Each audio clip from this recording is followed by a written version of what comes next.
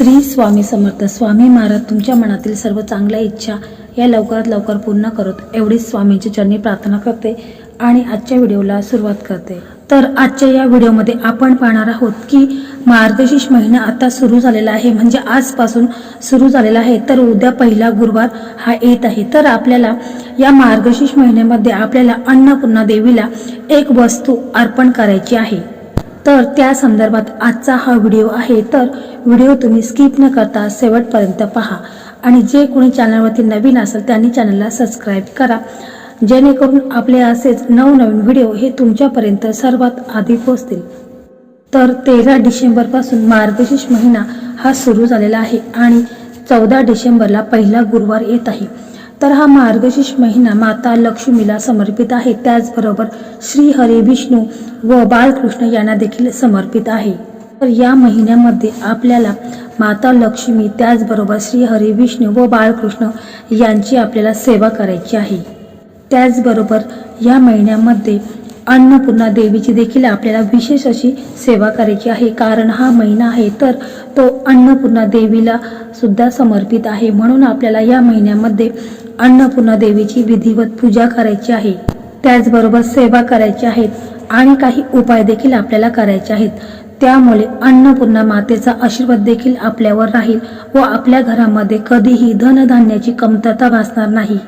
तर आपल्याला गुरुवारी हा उपाय करायचा आहे, म्हणजे अन्नपूर्णा देवीला आपल्याला गुरुवारी एक वस्तू अर्पण करायची आहे. तर हा उपाय एकदम प्रभावी असा उपाय आहे. तर आपल्याला गुरुवारी हा उपाय करायचा आहे. ही वस्तू अर्पण केल्यावर रात्रीतून आपलं नशीब बदलून भाग्योदय होईल. 7 पिढ्याचं दारिद्र्य आहे ते दूर होईल. आपल्याला धन धान्य पैसा अडका संपत्ती हे प्राप्त होईल. तर अन्नपूर्णा देवी अन्नाने भरलेली ही हिंदू देवता आहे. हिंदू धर्मामध्ये भक्ती आणि अन्नाचा नैवेद्य दाखवणे याला खूपच असे महत्त्व आहे. त्यामुळे देवी अन्नपूर्णा ही एक लोकप्रिय देवता मानली जाते. अन्नपूर्णा देवी ही पार्वतीचाच एक अवतार आहे असे मानले जाते. तर मार्गशीर्ष महिन्यामध्ये या दिवशी माता पार्वतीने अन्नपूर्णा मातेचे रूप धारण केले होते. या दिवशी माता अन्नपूर्णेची आराधना केल्याने माणसाचे धान्याचे भांडार नेहमी भरलेले असतात आणि माता अन्नपूर्णेच्या कृपेने माणूस कधीही उपाशी राहत नाही, त्याचं घर धनधान्याने भरेल इतका माता लक्ष्मीचा अन्नपूर्णा देवीचा आशीर्वाद सगळ्यांना प्राप्त होतो. तर अन्नधान्याची कमतरता आपल्याला कधीही भासत नाही. त्याचप्रमाणे पैशाची समस्या देखील आपल्या दूर होतात. आपल्या हिंदू धर्मामध्ये जेव्हा मुलीचं लग्न होतं त्यावेळेला मुलगी जेव्हा सासरी जाते त्यावेळी तिच्या हातामध्ये अन्नपूर्णा देवीची मूर्ती दिली जाते, जेणेकरून ती मुलगी आपल्या सासरी गेल्यावर त्या घरामध्ये अन्नपूर्णा देवीच्या स्वरूपात वास करेल आणि घरामध्ये कसलीही कमतरता पडणार नाही. आणि यामुळेच आपल्या हिंदू धर्मामध्ये मुलगी जेव्हा सासरी जाते तेव्हा तिला अन्नपूर्णा देवीची मूर्ती ही भेट म्हणून दिली जाते. तसं पाहायला गेलं तर अन्नपूर्णा देवीची पूजा आपण सहसा काही करत नाही, किंवा मार्गशीर्ष महिना आहे किंवा विशेष काही तिथी आहे, म्हणजे जसे की पौर्णिमा असेल तर पौर्णिमेच्या दिवशी देखील आपण अन्नपूर्णा देवीची पूजा करत असतो, उपासना करत असतो, जेणेकरून आपल्या घरामध्ये सुख समृद्धी ही कायम टिकून राहिली पाहिजे. यासाठी देखील आपण अन्नपूर्णा देवीची विधिवत पूजा करत असतो, उपाय करत असतो. कारण देवीची आपल्यावर कृपा होण्यासाठी, तिचा आपल्याला आशीर्वाद प्राप्त होण्यासाठी काही उपाय देखील आपल्याला करायचे आहेत. तर मार्गशीर्ष महिन्यामधील पहिल्या गुरुवारी आपल्याला ही सेवा करायची आहे, हा उपाय करायचा आहे. तुम्हाला काय करायचं आहे तर एक ताम्हण घ्यायचं आहे, त्याचबरोबर एक तुम्हाला तांब्या घ्यायचा आहे, त्याच्यामध्ये पाणी भरून घ्यायचं आहे. त्याचप्रमाणे एक दिवा घ्यायचा आहे, तो प्रज्वलित करायचा आहे आणि बसायला एक आसन घ्यायचं आहे. धूप दीप अगरबत्ती तुम्हाला देवघरासमोर लावायची आहे. आणि जो आपण तांब्याचा कळश घेतलेला आहे, म्हणजे तांब्या भरून पाणी घेतलेलं आहे, तर त्या पाण्यामध्ये तुम्हाला थोड्याशा फुलांच्या पाकळ्या टाकायच्या आहेत आणि थोडंसं कुंकू तुम्हाला त्या पाण्यामध्ये टाकायचं आहे. आणि त्या पाण्याने तुम्हाला त्या मूर्तीवरती अभिषेक करायचा आहे.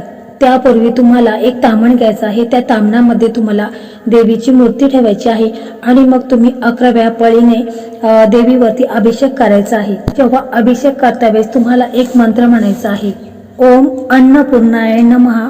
हा मंत्र तुम्हाला म्हणायचा आहे. ओम अन्नपूर्णाय नमः हा मंत्र तुम्हाला 11 वेळा म्हणायचा आहे. किंवा तुम्हाला जर अजून कोणता मंत्र येत असेल तर तो देखील तुम्ही मंत्र म्हणायचा आहे. पण हा एकदम साधा आणि सोपा मंत्र आहे, तर हा मंत्र तुम्ही म्हटलं तरी चालेल. मग त्याच्यानंतर ती मूर्ती आहे तर त्या मूर्तीला स्वच्छ तुम्ही पुसून घ्यायचं आहे आणि मग एक ताम्हण घ्यायचं आहे आणि मग त्या ताम्हणामध्ये तुम्हाला कुंकवाने स्वस्तिक काढायचं आहे. स्वस्तिकामध्ये 4 बिंदू आणि कड्याच्या 2 लाईनी या देखील करायच्या आहेत आणि मग त्या स्वस्तिकाला हळदी कुंकू अक्षता ह्या अर्पण करायच्या आहेत आणि त्या स्वस्तिकाला नमस्कार करायचा आहे. आणि मग त्याच्यानंतर तुम्हाला जी अन्नपूर्णाची मूर्ती आहे ती त्या ताम्हणामध्ये ठेवायची आहे. याच्यानंतर काय करायचं आहे की एक प्लेट भरून तांदूळ आपल्याला घ्यायचे आहेत. मग हे तांदूळ घेतल्यानंतर आपल्याला त्या तांदळाचा देवीवरती अर्चन करायचं आहे. म्हणजे त्या देवीच्या मूर्तीवरती आपल्याला तांदूळ हे अर्पण करायचे आहेत. आता हे तांदूळ अर्पण करत असताना कसे करायचे आहे तर आपण जसं कुंकुम अर्चन करत असतो त्याच प्रकारे आपल्याला हे तांदूळ देखील त्याच पद्धतीने आपल्याला हे अर्पण करायचे आहेत. म्हणजे देवीच्या मूर्तीवरती आपल्याला अर्पण करायचे आहेत. तर आपला उजवा हात आहे तर उजव्या हाताची 5 बोट आहेत. तर करंगळीच्या शेजारचं बोट ज्याला आपण अनामिका असं म्हणतो आणि अंगठा आणि अंगठ्या शेजारचं बोट, तर असे 3 बोट मिळून आपल्याला देवीच्या मूर्तीवर आपल्याला तांदूळ हे आपल्याला अर्पण करायचे आहेत. तर तांदूळ आपल्याला इतके अर्पण करायचे आहेत की जेणेकरून देवीच्या खांद्यापर्यंत येतील इतके तांदूळ आपल्याला देवीला हे अर्पण करायचे आहेत. तर अशा पद्धतीने आपल्याला तांदूळ आहेत ते देवीला अर्पण करायचे.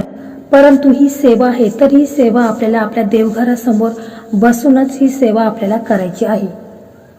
3 बोटांनीच आपल्याला जेवढे तांदूळ आपल्या हातामध्ये येतील 3 बोटांमध्ये येतील तेवढे तांदूळ घ्यायचे आहेत आणि देवीला ते आपल्याला अर्पण करायचे आहेत. आणि मग जो मंत्र सांगितलेला आहे तो मंत्र तुम्हाला म्हणायचा आहे. आणि पहा मग एक दिवा घ्यायचा आहे. त्या दिव्यामध्ये शुद्ध गाईचे तूप टाकायचे आहे. त्याच्यामध्ये एक अखंड लवंग टाकायचे आहे, एक वेलची टाकायची आहे आणि 7 तांदळाचे दाणे ते पण अखंड हवेत असे 7 तांदळाचे दाणे देखील ते आपल्याला दिव्यामध्ये टाकायचे आहेत. म्हणजे एक वेलची, एक लवंग आणि 7 अक्षता ज्यांना आपण तांदूळ म्हणतो ते आपल्याला दिव्यामध्ये टाकायचे आहेत. आणि मग हा दिवा प्रज्वलित करायचा आहे. आणि नंतर आपण ज्या ताटामध्ये किंवा ताम्हणामध्ये देवीला तांदूळ अर्पण केलेले आहेत आणि मग तो ताट घेऊन दिवा घ्यायचा आहे आणि आपल्याला तो स्वयंपाकघरामध्ये ठेवायचा आहे. म्हणजे आपण जो ताम्हण घेतलेला आहे त्याच्यामध्ये तांदूळ आणि अन्नपूर्णा देवीची मूर्ती आहे तर ती आपल्याला आपल्या किचनमध्ये तो दिवा आणि जी मूर्ती आहे तर ती आपल्याला ईशान्य कोपऱ्यामध्ये ठेवायची आहे. किंवा पूर्वेकडे तोंड होईल अशा पद्धतीने किंवा उत्तरेकडे अशा दिशेलाच आपल्याला ती मूर्ती ठेवायची आहे. परंतु चुकूनही दक्षिण दिशेला आपल्याला ती मूर्ती ठेवायची नाही. त्याच्यानंतर तो दिवा आहे तर तो दिवा रात्री 12 वाजेपर्यंत प्रज्वलित राहिला पाहिजे इतकं त्याच्यामध्ये तूप घालायचं आहे. आणि मग काय करायचं आहे की दुसऱ्या दिवशी आपण एक वाटी घ्यायची आहे. त्या वाटीमध्ये आपल्याला तांदूळ ठेवायचे आहेत आणि त्याच्यामध्ये अन्नपूर्णा देवीची मूर्ती ठेवायची आहे. तर तिच्या खांद्यापर्यंत येईल इतके तांदूळ आपल्याला त्या वाटीमध्ये ठेवायचे आहेत.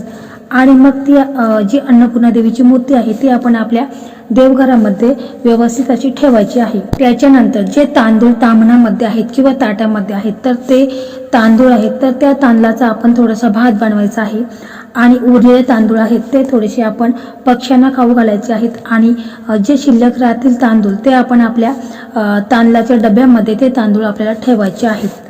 तर अशा प्रकारे हा उपाय तुम्हाला गुरुवारी करायचा आहे. तर मार्गशीर्ष महिन्यामध्ये अन्नपूर्णा देवीची देखील विधिवत पूजा करायची आहे, तिची सेवा करायची आहे. कारण मार्गशीर्ष महिन्यामध्ये अन्नपूर्णा देवीलाही खूप महत्त्व आहे. तर तुमच्याकडे अन्नपूर्णा देवीची मूर्ती नसेल तर तुम्ही ह्या मार्गशीर्ष महिन्यामध्ये आवर्जून तुम्ही एक अन्नपूर्णा देवीची मूर्ती अवश्य आणा. घरामध्ये अन्नपूर्णा देवीची मूर्ती असते त्या घरामध्ये कधीही अन्नधान्याची कमतरता कधीही भासत नाही. त्याचप्रमाणे पैशाची चणचण देखील कधीही भासत नाही. आपल्याला ह्या अन्नपूर्णा देवीची मार्गशीर्ष महिन्यामध्ये पौर्णिमेला विधिवत पूजा करायची आहे किंवा तुम्ही कुंकुम अर्चन सुद्धा करू शकता. तर अशा प्रकारे आपल्याला गुरुवारचे अन्नपूर्णा देवीची अशा प्रकारे आपल्याला सेवा करायची आहे। तर अशा प्रकारे आजचा हा व्हिडिओ होता। तर हा व्हिडिओ तुम्हाला कसा वाटला कमेंटमध्ये श्री स्वामी समर्थ असे लिहा आणि जर व्हिडिओ आवडला असेल तर व्हिडिओला लाईक करा, शेअर करा आणि चॅनलला सबस्क्राईब करा। धन्यवाद।